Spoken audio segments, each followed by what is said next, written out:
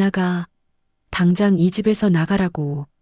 장례식을 마친 지 불과 1시간도 되지 않은 시각, 한수연은 자신의 방문 앞에 내던져진 여행 가방을 멍하니 바라보고 있었습니다. 10년을 함께 살았던 이 집에서 남편을 떠나보낸 슬픔도 채 가시기 전에 쫓겨나야 하는 현실이 믿기지 않았습니다. 엄마라고 부르지 마. 넌 우리 엄마가 아니야. 아버지만 없었으면 진작에 내쫓았을 거야. 장남 박지훈의 차갑고도 냉혹한 목소리가 복도에 울려 퍼졌습니다. 수연의 눈앞에는 지난 10년의 기억들이 파노라마처럼 스쳐 지나갔습니다. 박민호와 처음 만났던 날, 그는 조용하지만 따뜻한 미소를 가진 사람이었고, 새 아이를 혼자 키우며 지쳐있던 그의 모습에 수연은 마음이 움직였습니다. 초등학교 교사였던 수연은 자신이 이 가정에 필요한 사람이 될 수 있다고 믿었고, 사랑보다는 책임감으로 시작된 결혼이었지만 점차 진심으로 이 가족을 사랑하게 되었습니다. 재혼 첫날, 당시 18살이었던 지우는 수연을 똑바로 쳐다보지도 않았고, 15살 지수는 우리 엄마 자리에 앉지 마세요라며 식탁에서 밥그릇을 집어던졌습니다. 가장 어렸던 12살 지민만이 조심스럽게 안녕하세요라고 인사했지만 그마저도 형과 누나의 눈치를 보며 고개를 숙였습니다. 하지만 수연은 포기하지 않았습니다. 매일 아침 도시락을 싸주고 밤늦게까지 공부하는 지훈을 위해 야식을 준비했으며 지수가 좋아하는 옷을 몰래 사다 놓았고 지민의 학교 행사에는 빠짐없이 참석했습니다. 그렇게 10년이 흘렀습니다. 지우는 대기업 과장이 되었고 지수는 패션 회사에 취직했으며 지민은 대학생이 되었습니다. 하지만 세월이 흐를수록 아이들은 수연에게서 더욱 멀어졌고 특히 지훈과 지수는 아버지의 재산을 노리는 계산적인 여자라는 시선으로 수연을 대했습니다. 그럼에도 수연은 언젠가는 자신의 진심이 전해질 것이라 믿으며 묵묵히 자리를 지켰고 남편 민호만은 그런 수연을 깊이 이해하고 사랑해 주었습니다. 여보, 미안해요. 아이들이 당신을 힘들게 해서. 민호는 종종 수연의 손을 잡으며 미안하다는 말을 했지만 수연은 괜찮다고 천천히 마음을 열 거라고 대답했습니다. 그런 민호가 갑작스러운 심근경색으로 쓰러진 것은 보름 전이었고 병원에서 눈을 뜬 민호는 수연의 손을 꽉 잡으며 마지막 말을 남겼습니다. 수연아, 미안해. 그리고 고마워. 그것이 민호가 수연에게 남긴 마지막 말이었습니다. 장례식장은 조문객들로 붐볐지만 수연은 그 어느 때보다 외로웠습니다. 상주 자리에 앉아 있는 세 남매는 수연을 철저히 배제했고 문상객들에게 저희 아버지의 두 번째 부인입니다라고 소개하며 한 발짝 떨어진 곳에 서 있게 만들었습니다. 장례를 치르는 사흘 내내 수연은 투명인간처럼 취급받았고 민호의 친구들조차 세 남매의 눈치를 보며 수연에게 제대로 된 위로 한마디 건네지 못했습니다. 그리고 장례식이 끝난 직후 집으로 돌아오자마자 지훈이 수연의 방문을 거칠게 두드리며 소리쳤습니다. 나와요. 당장 나와. 수연이 문을 열자 지훈은 이미 싸놓은 여행 가방을 복도에 내던졌습니다. 뭐 하는 거니? 뭐긴 뭐야. 이제 아버지도 안 계시는데 당신이 이 집에 있을 이유가 없잖아요. 지훈의 얼굴에는 조금의 미안함도 없었습니다. 지훈아, 엄마는. 엄마라고 하지 마. 당신은 우리 엄마가 아니야. 지수가 옆에서 거들며 비웃듯 말했습니다. 10년 동안 참았어요. 아버지 때문에. 근데 이제 아버지도 없는데 왜 우리가 피 한 방울 안 섞인 남한테 집을 내줘야 돼요? 나도 이 가족의 일원이야. 10년을 함께 살았잖니. 수연의 목소리는 떨렸지만 그녀는 최대한 침착하게 말하려 애썼습니다. 가족? 웃기지 마요. 당신은 아버지 재산 때문에 들어온 거잖아요. 우리가 다 알아요. 지훈의 말에 수연은 할 말을 잃었습니다. 아무리 설명해도 아무리 진심을 보여도 이들은 절대 믿지 않을 것이라는 사실을 깨달았기 때문입니다. 지민아, 너마저. 복도 저편에 서 있던 막내 지민은 고개를 돌렸습니다. 수연과 눈을 마주치지 못한 채 작은 목소리로 중얼거렸습니다. 형 말이 맞는 것 같아요. 그 한마디에 수연의 마지막 희망마저 무너졌습니다. 그나마 자신을 조금이라도 이해해 줄 것 같았던 지민마저 형과 누나의 편에 선 것입니다. 내일까지 짐 싸서 나가요. 아니면 경찰 부를 거니까. 지우는 차갑게 말을 끝내고 돌아섰고 지수는 수연을 훑어보며 코웃음을 쳤습니다. 아, 참. 아버지 유원장은 모레 변호사 사무실에서 공개된대요. 뭐 기대는 하지 마요. 당신한테 갈 건 하나도 없을 테니까. 세 남매가 떠나고 복도에 혼자 남겨진 수연은 주저앉아 눈물을 흘렸습니다. 10년간 쌓아온 모든 것이 무너지는 순간이었습니다. 그날 밤 수연은 짐을 싸며 지난 10년을 돌아봤습니다. 교사직을 그만두고 이 가정에 헌신했던 시간들, 아이들이 조금이라도 마음을 열어줄까 싶어 애썼던 순간들, 남편과 함께 꿈꿨던 행복한 노후, 모든 것이 물거품이 되어버렸습니다. 서랍을 정리하던 중 수연은 민호가 생전에 자주 들여다보던 낡은 수첩을 발견했습니다. 호기심에 펼쳐본 수첩에는 여러 날짜와 메모들이 적혀 있었고 그중 가장 최근 날짜에는 이렇게 적혀 있었습니다. 김철수 변호사에게 모든 것을 맡긴다. 수연이만 알아야 할 진실이 있다. 수연의 심장이 빠르게 뛰기 시작했습니다. 김철수 변호사는 민호의 오랜 친구이자 법률 고문이었고 유언장을 작성할 때도 함께했던 사람이었습니다. 수연이만 알아야 할 진실이라는 문구가 머릿속을 맴돌았습니다. 그때 핸드폰이 울렸습니다. 김철수 변호사였습니다. 수연 씨, 저 김철수 변호사입니다. 모레 유언장 공개 전에 제 사무실로 먼저 오실 수 있으시겠습니까? 민호 형님이 당신에게만 따로 전할 말씀이 있다고 하셨습니다. 네, 알겠습니다. 전화를 끊은 수연은 창밖을 바라보았습니다. 밤하늘에는 별 하나 보이지 않았지만 그녀의 가슴 속에는 희미한 빛 하나가 깜빡이고 있었습니다. 민호가 자신에게 무엇을 남겼을까? 그리고 진실이란 무엇일까? 수연은 여행 가방을 닫으며 다짐했습니다.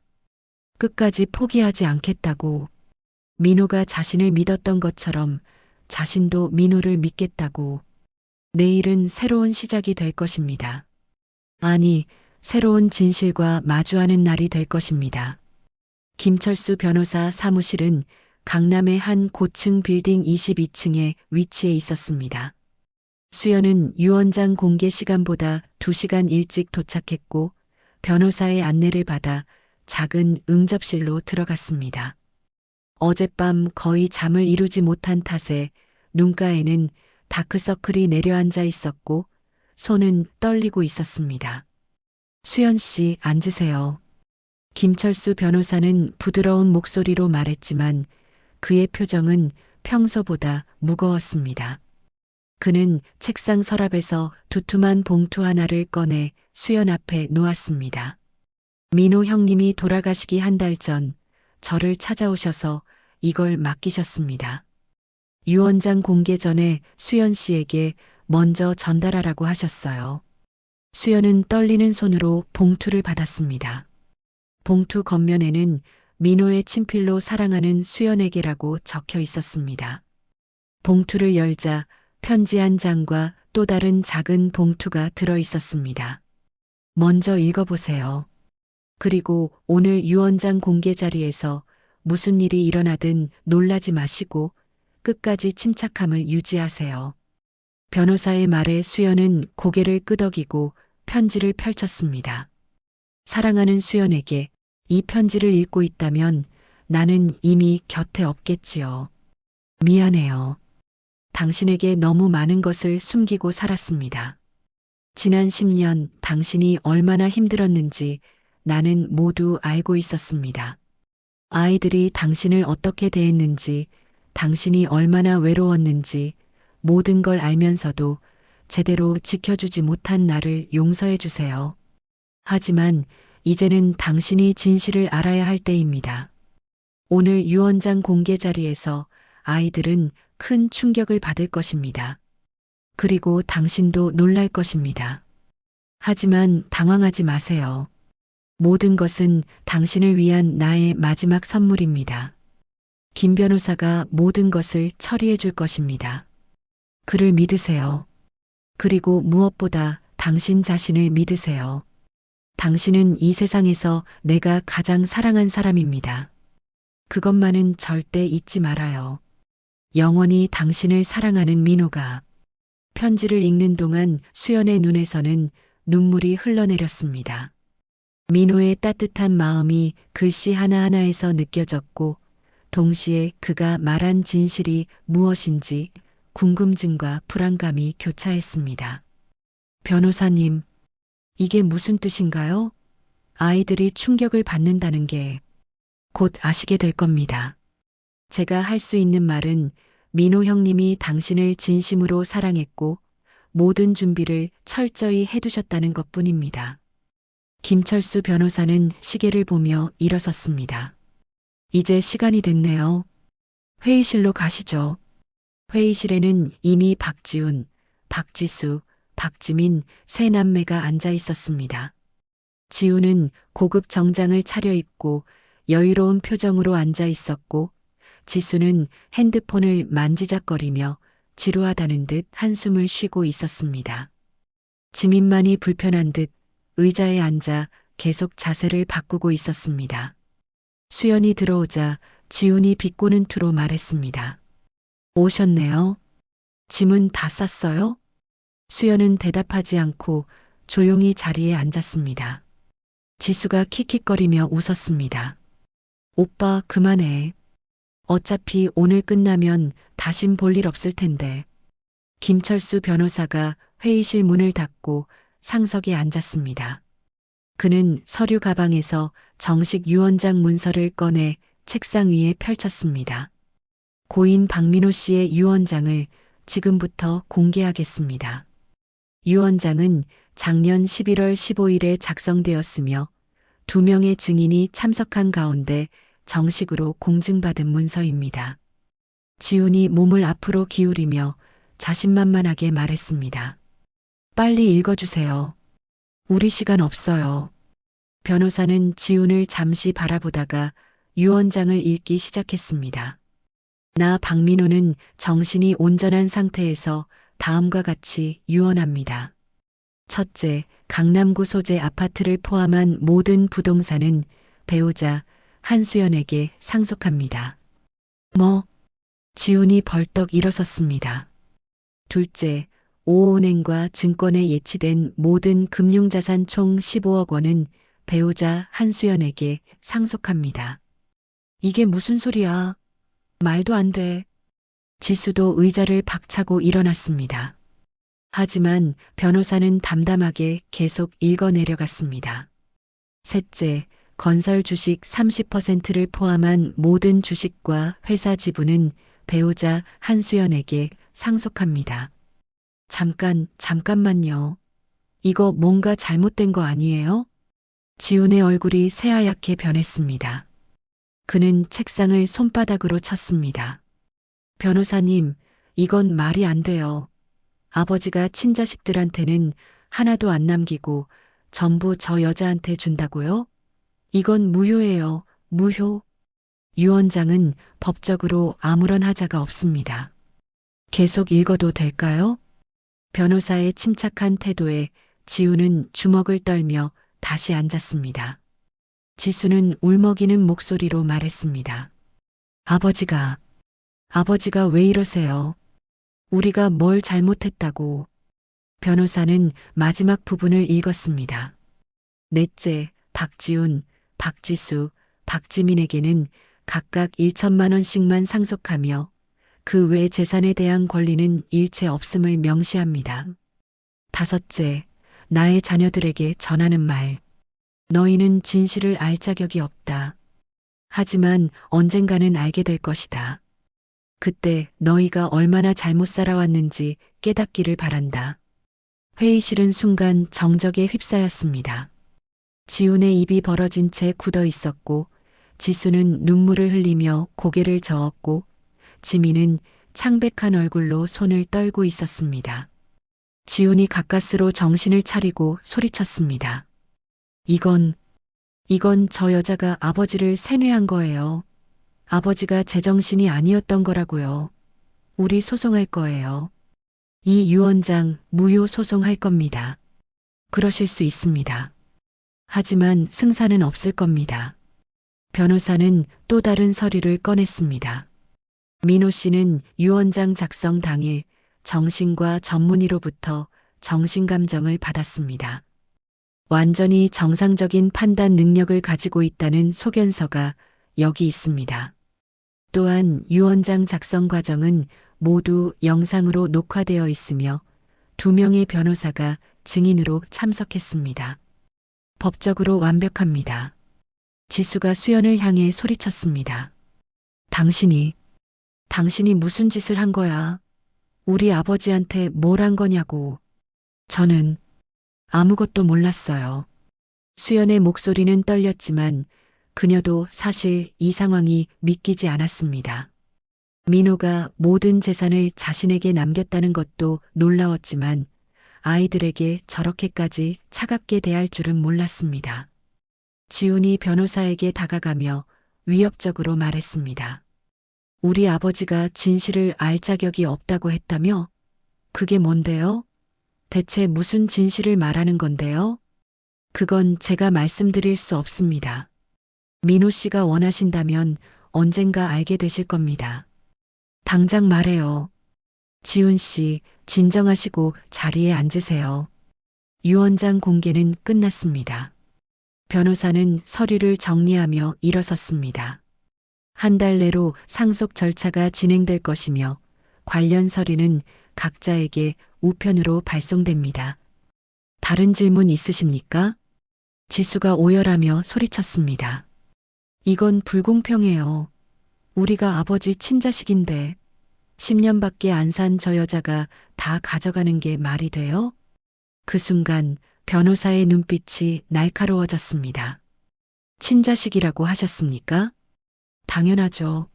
우리가 친자식이잖아요.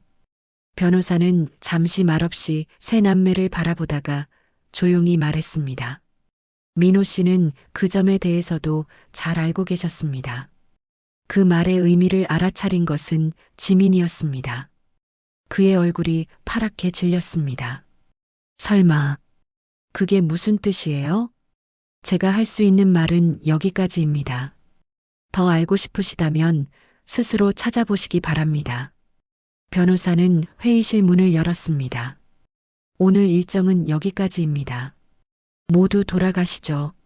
세 남매가 충격에 휩싸여 회의실을 나간 후 변호사는 수연에게 조용히 말했습니다. 수연 씨는 잠시만 더 계세요. 드릴 말씀이 있습니다.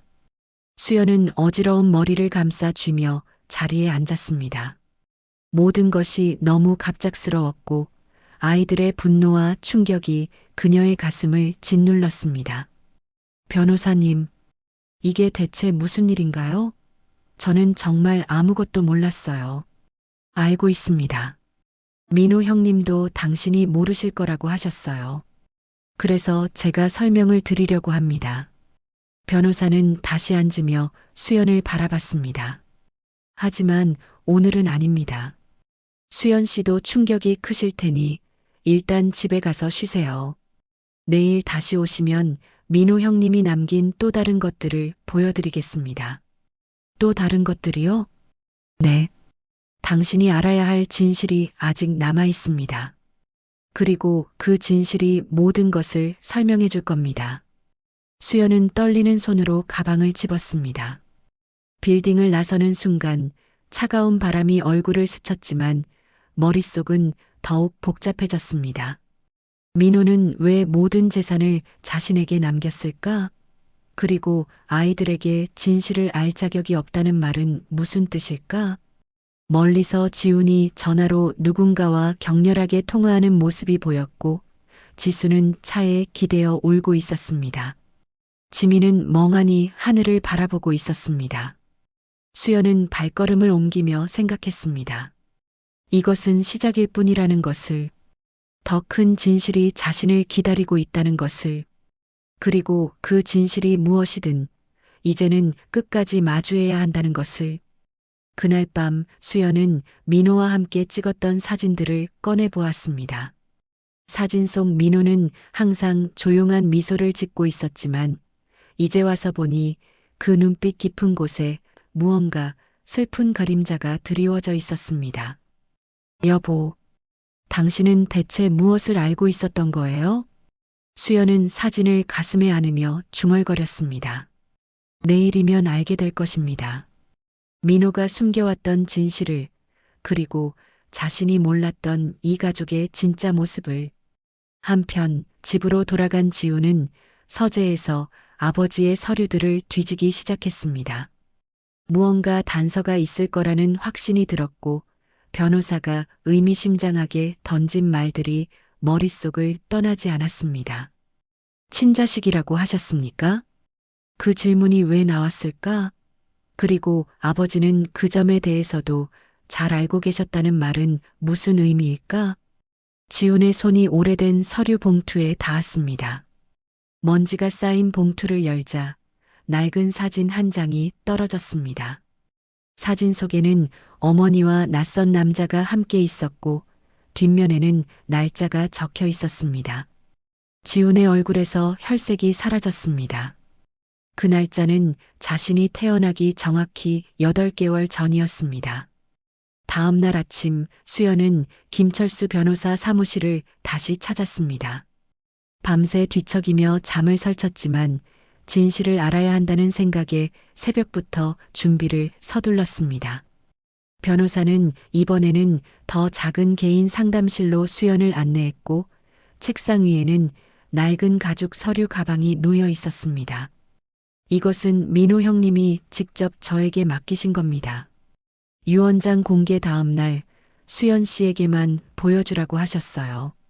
변호사는 가방을 열었습니다. 안에는 두툼한 봉투 여러 개와 USB 그리고 작은 금고 열쇠가 들어 있었습니다. 먼저 이 편지부터 읽어보세요. 변호사가 건넨 봉투에는 수연에게 마이너스 진실에 관하여라고 적혀 있었습니다. 수연은 떨리는 손으로 봉투를 뜯었습니다. 사랑하는 수연, 이제 당신은 내가 당신에게 모든 것을 남겼다는 사실을 알게 되었을 것입니다.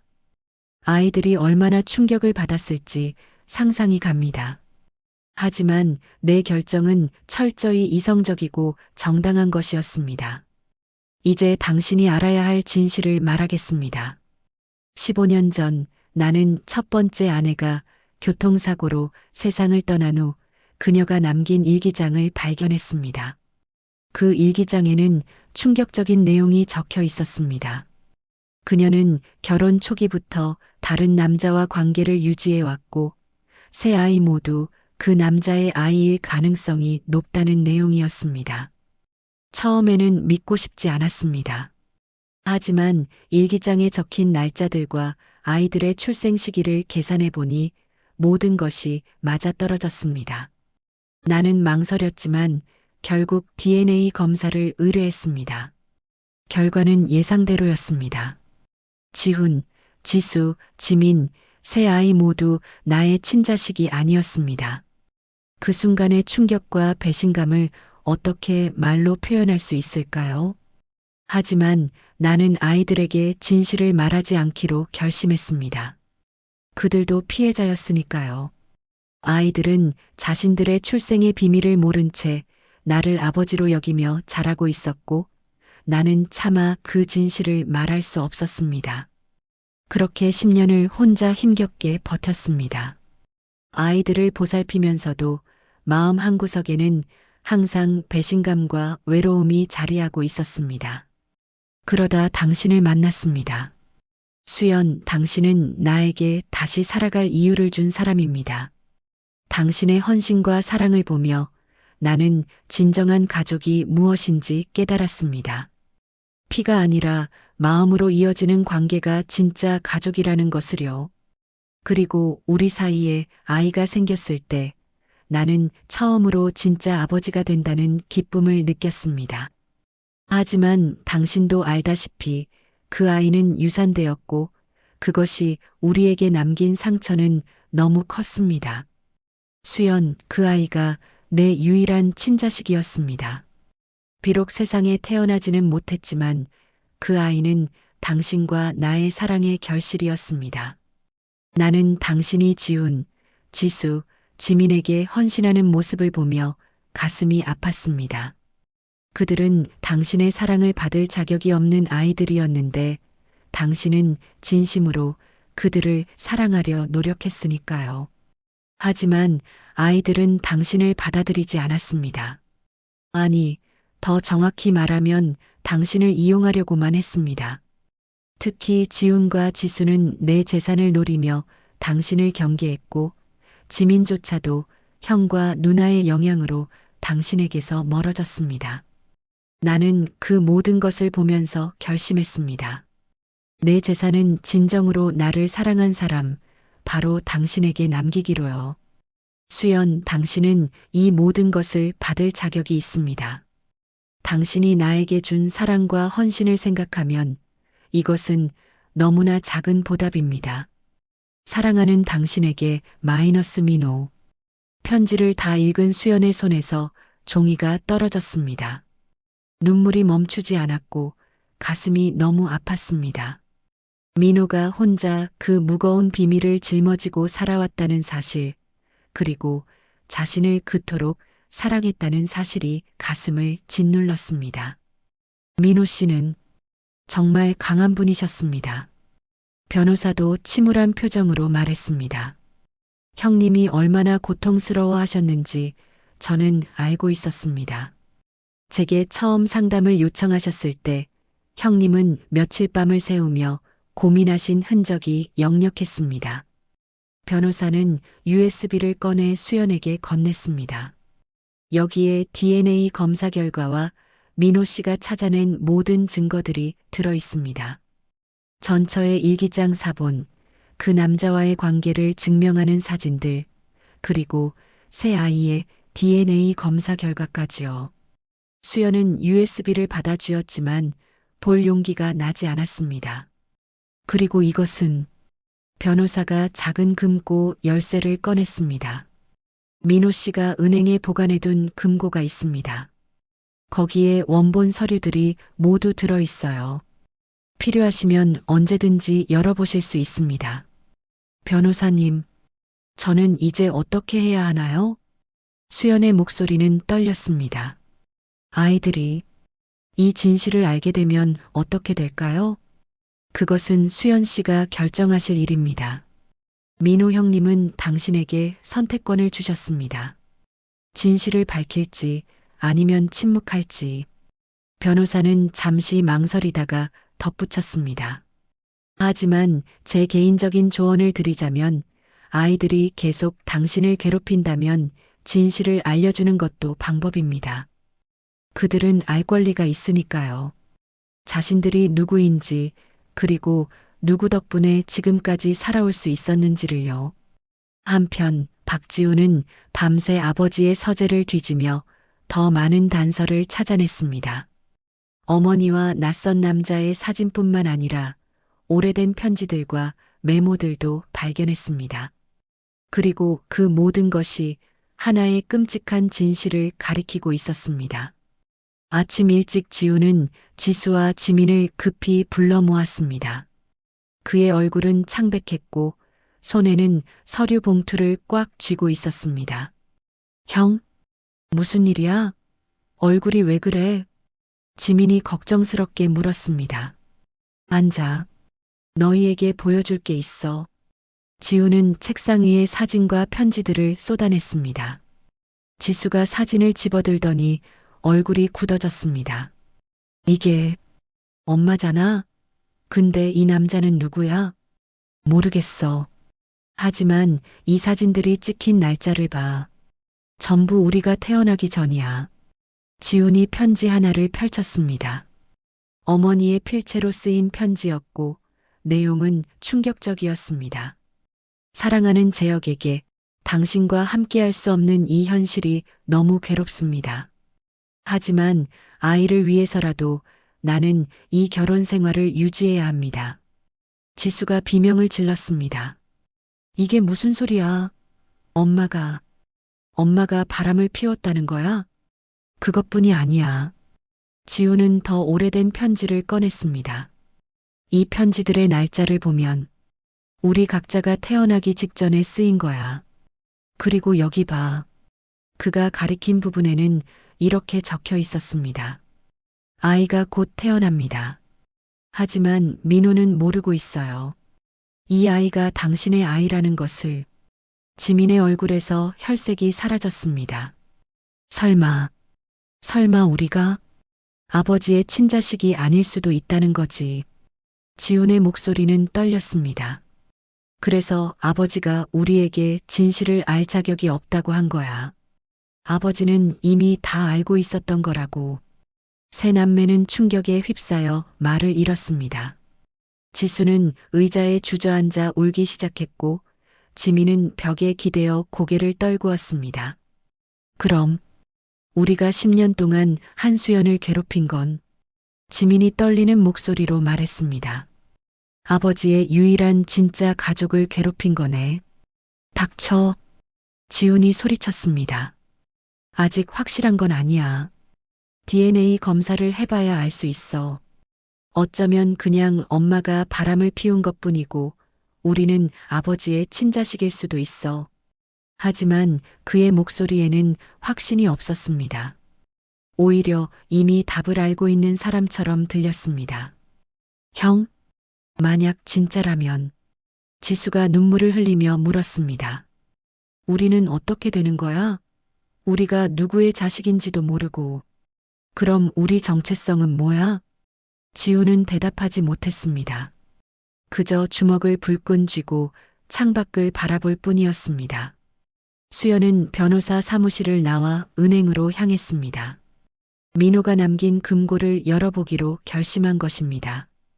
은행 직원의 안내를 받아 귀빈실로 들어갔고 금고 열쇠를 건네자 직원이 금고를 가져왔습니다. 혼자 남겨진 방에서 수연은 금고를 천천히 열었습니다.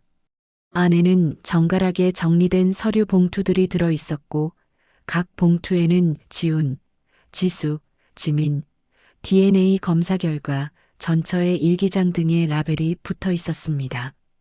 수연은 DNA 검사 결과 봉투를 열었습니다. 공인된 검사기관의 정식 문서였고 결과는 명확했습니다. 박민호와 박지훈의 친자관계 부정 99.99%, 박민호와 박지수의 친자관계 부정 99.99%, 박민호와 박지민의 친자관계 부정 99.99%. 수연의 눈에서 눈물이 흘러내렸습니다. 민호가 얼마나 아팠을지, 얼마나 외로웠을지 상상이 되었습니다. 10년 동안 이 비밀을 혼자 간직하며 살아왔다는 것이 믿기지 않았습니다. 전처의 일기장 사본을 펼쳐보았습니다. 거기에는 민호에 대한 죄책감과 다른 남자에 대한 사랑이 뒤섞여 적혀 있었고 아이들이 그 남자의 자식이라는 사실을 숨기며 살아가는 고통이 절절히 담겨 있었습니다. 그리고 마지막 봉투에는 수연에게라고 적혀 있었습니다. 열어보니 부부가 함께 찍은 사진들과 유산된 아이의 초음파 사진이 들어 있었습니다. 그리고 작은 메모 하나. 이 아이가 우리의 유일한 친자식이었습니다. 비록 세상에 나오지는 못했지만 나는 이 아이를 사랑했습니다. 그리고 당신을 사랑합니다. 마이너스 민호. 수연은 초음파 사진을 가슴에 안고 울었습니다. 그 작은 생명이 세상에 태어났다면 민호는 얼마나 행복했을까요? 그리고 자신도 진짜 엄마가 될 수 있었을 텐데. 그날 저녁 수연은 오랜 친구 이정희에게 전화를 걸었습니다. 정희는 수연의 목소리만 듣고도 무슨 일이 있었는지 알아차렸고 바로 달려왔습니다. 수연아. 정희는 수연을 꽉 안아주었고 수연은 친구의 품에서 한참을 울었습니다. 모든 이야기를 들은 정희는 한숨을 쉬며 말했습니다. 민호 씨가 정말 대단한 분이셨네. 그렇게 힘든 비밀을 혼자 짊어지고 살았다니. 정희야, 나는 어떻게 해야 할까? 아이들에게 이 진실을 말해야 할까? 그건 내가 결정할 일이야. 하지만 내가 보기엔 그 애들은 알아야 할 것 같아. 자기들이 얼마나 잘못 살아왔는지, 그리고 누구 덕분에 지금까지 버틸 수 있었는지. 정희는 수연의 손을 잡으며 말했습니다. 넌 아무 잘못이 없어. 오히려 너무 많이 참았어. 이제는 너를 위해 살아야 해. 수연은 고개를 끄덕였습니다. 정희의 말이 맞았습니다. 이제는 진실과 마주할 때였습니다. 그리고 그 진실이 모든 것을 바꿀 것입니다. 그날 밤 지우는 몰래 DNA 검사를 의뢰하기로 결심했습니다. 아버지의 머리카락과 자신의 머리카락을 봉투에 담아 검사기관에 보냈습니다. 결과가 나오기까지는 일주일이 걸린다고 했습니다. 일주일 후면 모든 것이 명확해질 것입니다. 자신이 누구인지, 그리고 그동안 얼마나 잘못 살아왔는지. 지우는 창밖을 바라보며 아버지를 생각했습니다. 아버지는 모든 것을 알고 있었습니다. 그리고 끝까지 침묵했습니다. 그것이 아버지의 마지막 답이었을까요? 아니면 마지막 복수였을까요? 일주일이 지났습니다. 지우는 떨리는 손으로 DNA 검사 결과 봉투를 열었습니다. 결과는 예상대로였지만 실제로 마주하니 현실감이 밀려왔습니다. 박민호와 박지훈의 친자관계 부정 99.99%. 종이가 손에서 미끄러져 바닥에 떨어졌습니다. 지우는 소파에 주저앉아 머리를 감싸쥐었습니다. 28년 동안 당연하게 여겼던 자신의 정체성이 한순간에 무너졌습니다. 형? 문을 열고 들어온 지수와 지민도 형의 표정만 보고 모든 것을 알아차렸습니다. 결과가 나왔구나. 지민의 목소리는 떨렸습니다. 우리는 아버지의 친자식이 아니야. 지훈이 힘없이 말했습니다. 그럼 우리는 누구야? 진짜 아버지는 누구고? 지수가 울먹이며 물었지만 아무도 대답할 수 없었습니다. 어머니는 이미 세상에 없었고 그 남자가 누구인지조차 알 수 없었습니다. 우리가 10년 동안 한수연에게 했던 짓을 생각하면 지민이 고개를 떨구었습니다. 아버지의 유일한 진짜 가족이었는데 우리는 세 남매는 말을 잇지 못했습니다. 그들이 쫓아내려 했던 사람이 아버지가 진정으로 사랑한 유일한 가족이었다는 사실, 그리고 자신들은 아버지에게 배신의 증거였다는 사실이 가슴을 찔렀습니다. 같은 시각 수연은 결심을 굳혔습니다. 지난 일주일 동안 깊이 고민한 끝에 내린 결론이었습니다. 세 남매에게 진실을 알려주기로 한 것입니다. 김철수 변호사의 조언을 받아 수연은 세 남매를 변호사 사무실로 불렀습니다. 문자를 받은 세 남매는 놀랍게도 순순히 응했습니다. 일주일 전과는 달리 그들에게서는 오만함이 사라지고 불안과 죄책감만이 남아 있었습니다. 회의실에 모인 네 사람 사이에는 무거운 침묵이 흘렀습니다. 부른 이유가 뭐예요? 지훈이 조심스럽게 물었습니다. 예전의 거친 태도는 온데간데 없었습니다. 너희 아버지가 남긴 진실을 알려주려고. 수연의 목소리는 차분했지만 그 안에는 단단한 힘이 담겨 있었습니다. 우리는 이미 알아요. 지민이 작은 목소리로 말했습니다. DNA 검사를 했어요.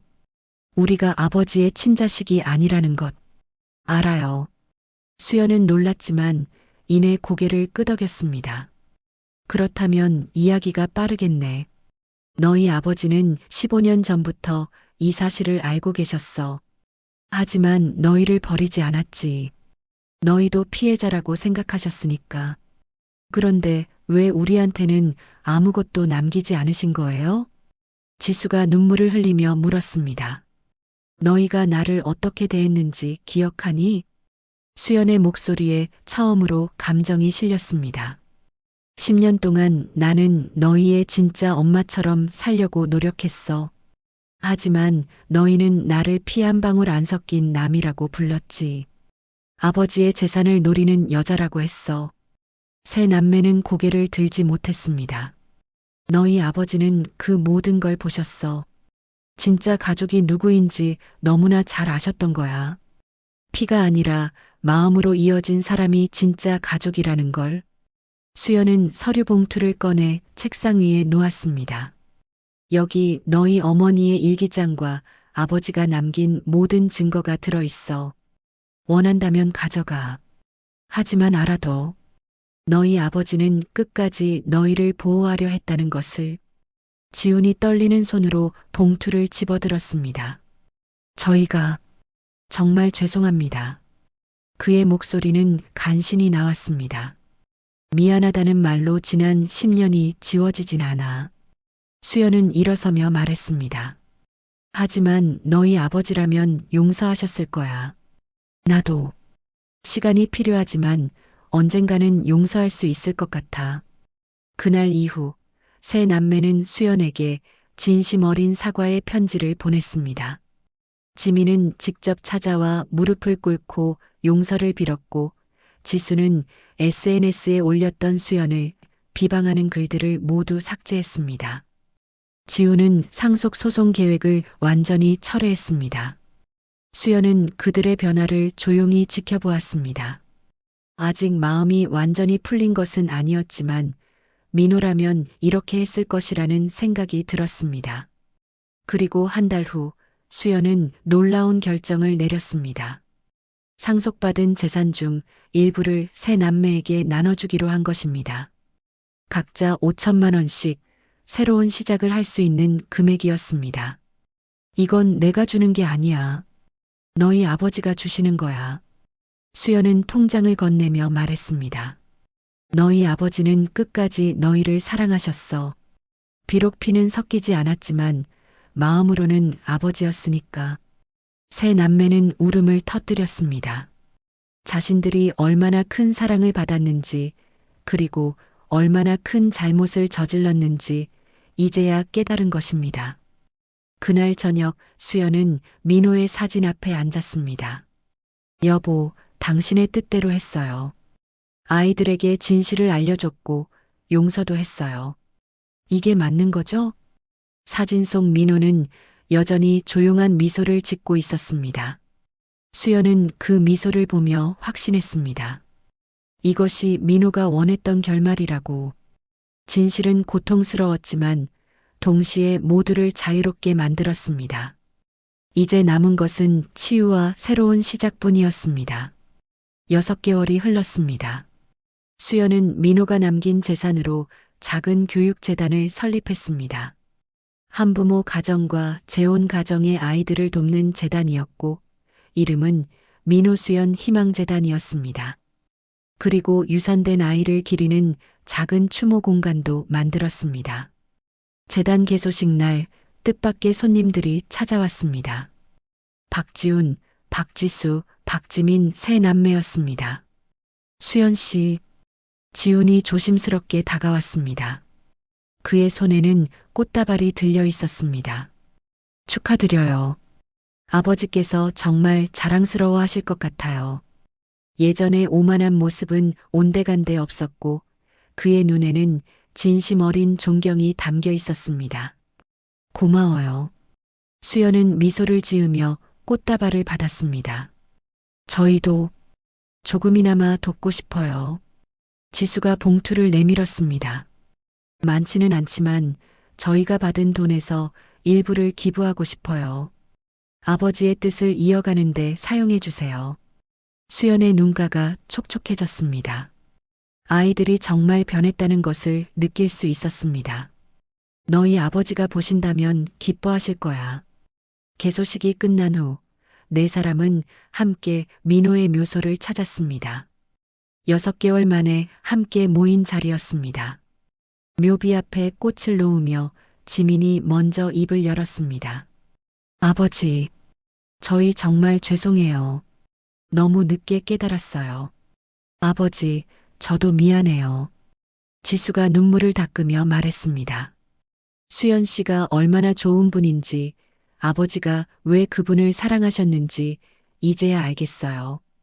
지우는 묘비의 손을 얹고 한참을 말없이 서 있다가 조용히 말했습니다. 아버지, 제가 정말 어리석었습니다. 피보다 중요한 게 있다는 걸 아버지는 진작부터 아셨던 거죠. 저희를 끝까지 지켜주셔서 감사합니다. 수연도 묘비 앞에 무릎을 꿇었습니다. 여보, 우리 잘 살고 있어요. 당신이 원하신 대로 모두가 진실을 알았고 용서도 했어요. 이제 진짜 가족이 뭔지 우리 모두 알게 됐어요. 바람이 불어왔고 나뭇잎들이 살랑거렸습니다. 마치 민호가 대답하는 것 같았습니다. 그날 저녁 네 사람은 처음으로 함께 저녁 식사를 했습니다. 어색함은 있었지만 예전처럼 냉랭하지는 않았습니다. 수연 씨, 저희 이제 뭐라고 불러야 할까요? 지민이 조심스럽게 물었습니다. 수연은 잠시 생각하다가 부드럽게 말했습니다. 편한 대로 불러. 억지로 가족이 되려고 하지 않아도 돼. 서로를 이해하고 존중하는 것만으로도 충분해. 그래도 저는 이제 수연 씨를 가족으로 생각하고 싶어요. 지수가 말했습니다. 저희가 너무 늦게 깨달았지만 앞으로는 달라질 거예요. 아버지가 사랑하신 분이니까 저희도 사랑하고 싶어요. 수연의 눈에 눈물이 고였습니다. 10년을 기다렸던 말이었습니다. 고마워. 정말 고마워. 1년 후 재단은 많은 아이들을 도우며 성장했고 세 남매는 각자의 자리에서 최선을 다하며 살아가고 있었습니다. 그들은 정기적으로 수연을 찾아왔고 명절에는 함께 민호의 묘소를 찾았습니다. 어느 날 수연은 민호의 사진을 보며 조용히 말했습니다. 여보, 우리 해냈어요. 당신이 원하셨던 대로 모두가 진짜 가족의 의미를 알게 됐어요. 피가 아니라 마음으로 이어지는 것이 진짜 가족이라는 걸요. 창밖으로 따뜻한 햇살이 들어왔습니다. 수연은 유산된 아이의 초음파 사진을 꺼내보며 미소 지었습니다. 우리 아기도 하늘에서 지켜보고 있겠죠? 엄마가 잘 살고 있다고, 아빠가 남긴 사랑이 이렇게 많은 사람들에게 전해지고 있다고 말해주고 싶어요. 수연은 이제 혼자가 아니었습니다. 민호의 사랑, 새 아이들의 변화, 그리고 수많은 사람들의 응원이 그녀를 둘러싸고 있었습니다. 진짜 가족은 피로 이어지는 것이 아니라 사랑과 헌신으로 만들어지는 것임을 모두가 깨달았습니다. 그리고 그것이 박민호가 생을 걸고 전하고 싶었던 마지막 메시지였습니다.